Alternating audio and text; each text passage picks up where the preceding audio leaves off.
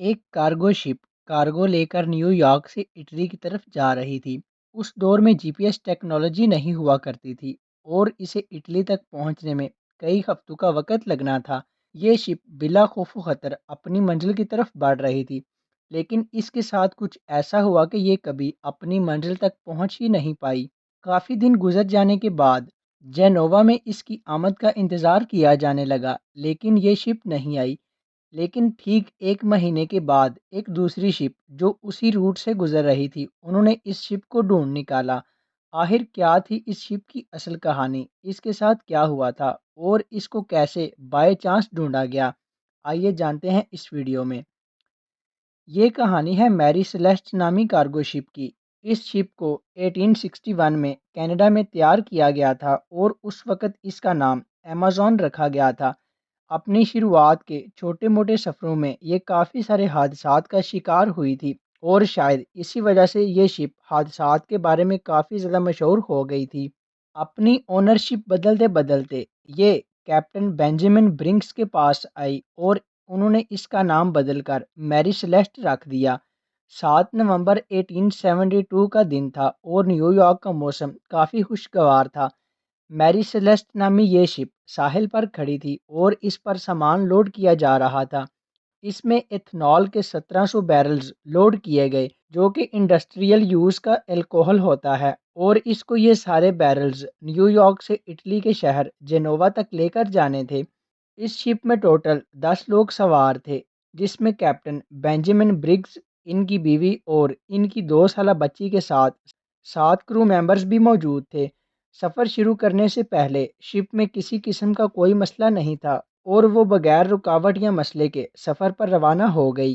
یہ سفر قریب 7500 کلومیٹر لمبا تھا اور نارملی ان دنوں اتنا لمبا سفر کرنے میں کئی ہفتے لگ جاتے تھے۔ ان دنوں ٹیکنالوجی اتنی ایڈوانس نہیں ہوا کرتی تھی اور جی پی ایس یا ایڈوانس کمیونیکیشن ڈیوائسز بھی نہیں ہوا کرتی تھیں جن کی مدد سے کیپٹن سے رابطہ کیا جا سکے۔ میری سیلیسٹ بے خوف و خطر اور بغیر کسی مسئلے کے اپنی منزل کی طرف رواں دواں تھی۔ اب اسے نیو یارک سے نکلے ہوئے 3 ہفتوں کا وقت گزر چکا تھا اور روٹین کے مطابق اتنا وقت گزر جانے کے بعد جینووا کی پورٹ پر اس کی آمد کا انتظار کیا جانے لگا۔ کافی زیادہ وقت گزر جانے کے بعد یہ شپ پورٹ پر نہیں آئی۔ وقت گزرتا جا رہا تھا اور جو شپ میری سیلیسٹ کے بعد نیو یارک سے نکلی تھی وہ اب جینووا تک پہنچنا شروع ہو گئی تھی، لیکن میری سیلیسٹ نامی شپ نہیں آئی۔ کیا یہ شپ کسی حادثے کا شکار ہو گئی تھی یا پھر اس شپ کے ساتھ کوئی اور مسئلہ پیش آیا تھا؟ کیا شپ کسی حادثے کی وجہ سے ڈوب چکی ہے یا نہیں؟ سوال تو بہت سارے تھے، لیکن حقیقت کسی کو معلوم نہیں تھی۔ میری سیلیسٹ کے روانہ ہونے کے 10 دنوں بعد ایک اور شپ نیو یارک سے روانہ ہوئی۔ اس شپ کو نیو یارک سے جبرالٹر تک جانا تھا اور اسی روٹ سے ہوتے ہوئے جانا تھا جس روٹ سے میری سیلیسٹ گئی تھی۔ اس شپ کا نام ڈگ گراٹیا تھا اور یہ ایک برٹش مارجن شپ تھا۔ یہ شپ اپنی منزل کی طرف رواں دواں تھی اور کئی ہفتوں کا سفر طے کرنے کے بعد 4 دسمبر 1872 کو یہ شپ ایزورز آئلینڈز کے قریب جا پہنچی۔ یہ سمندر کا وہ حصہ ہے جہاں دور دور تک سمندر کے پانی اور نیلے آسمان کے علاوہ کچھ دکھائی نہیں دیتا۔ وہاں پر شپ کے کیپٹن کو دور کھڑی ایک شپ دکھائی دی۔ کافی زیادہ دیر تک کیپٹن کا دھیان اسی شپ پر رہا۔ انہوں نے نوٹس کیا کہ وہ شپ آگے نہیں بڑھ رہی بلکہ ایک ہی جگہ پر کھڑی ہے۔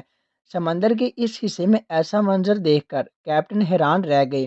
انہوں نے دور سے اس شپ کو کئی سارے سگنلز بھیجے، لیکن آگے سے کوئی جواب یا سگنل نہیں آیا۔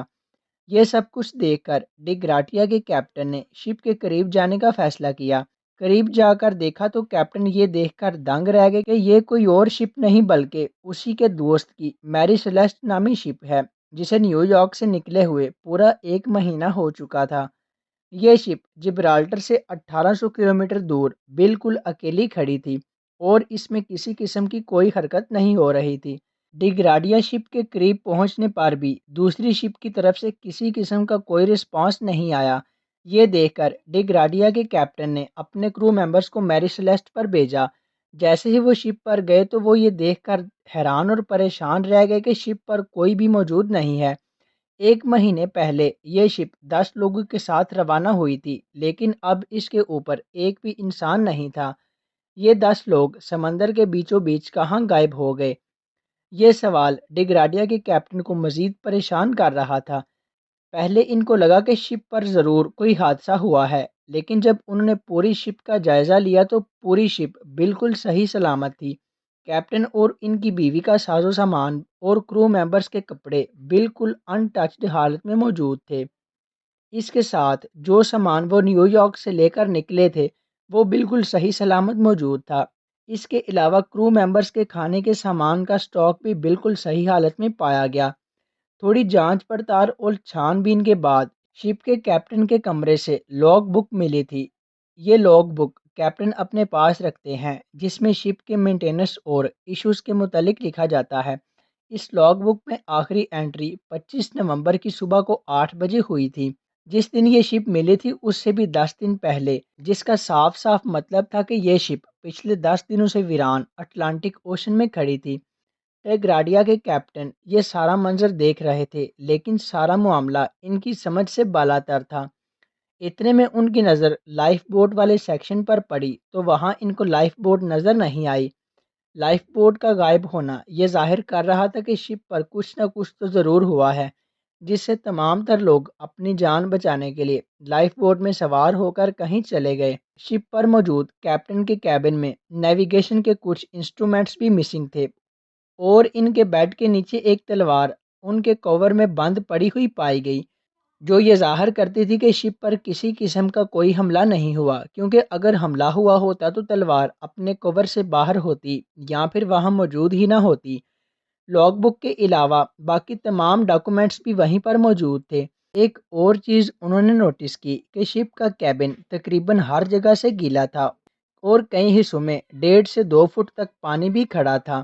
انٹرنیشنل سالویج لاء کے مطابق اگر کوئی بندہ کسی شپ کو ریسکیو کرے گا تو اس کو اس شپ کی ویلیو کے حساب سے ریوارڈ دیا جائے گا۔ اسی قانون کا فائدہ اٹھاتے ہوئے اور انعام حاصل کرنے کے لیے ڈگریڈیا کے کیپٹن میری سیلیسٹ کو جبرالٹر تک لے کر آئے، جہاں پر اتھارٹیز نے شپ کو اپنے قبضے میں لیا اور تب تک نہیں چھوڑا جب تک کورٹ کی ہیئرنگز مکمل نہیں ہو گئیں۔ کورٹ نے اپنے طور پر کافی انویسٹیگیشن کی، لیکن کئی سماعتوں کے بعد بھی کوئی خاطر خواہ سراغ نہ ملا۔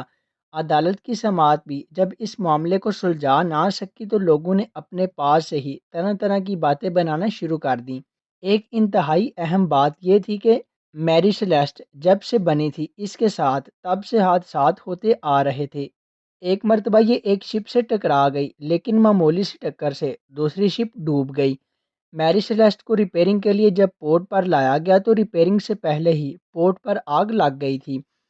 ایک مرتبہ سفر پر روانگی سے پہلے اس کے کیپٹن کی اچانک طبیعت خراب ہوئی اور ان کی موت ہو گئی۔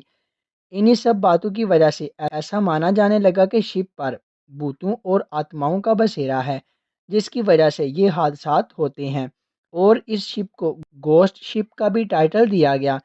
لیکن آخر اس دن اس شپ کے ساتھ کیا ہوا تھا، اس کے متعلق کافی زیادہ تھیوریز ہیں۔ ایک تھیوری یہ بھی ہے کہ ہو سکتا ہے سمندری طوفان آیا ہو اور شپ میں پانی بھرنا شروع ہو گیا ہو۔ یہی دیکھتے ہوئے کیپٹن نے شپ کو ایویکویٹ کرنے کا فیصلہ کیا اور سارے لوگ لائف بوٹ میں بیٹھ کر بھاگ گئے ہوں گے۔ چھوٹی سی لائف بوٹ سمندری طوفان کا مقابلہ نہ کر سکی اور سمندر میں ڈوب گئی ہوگی۔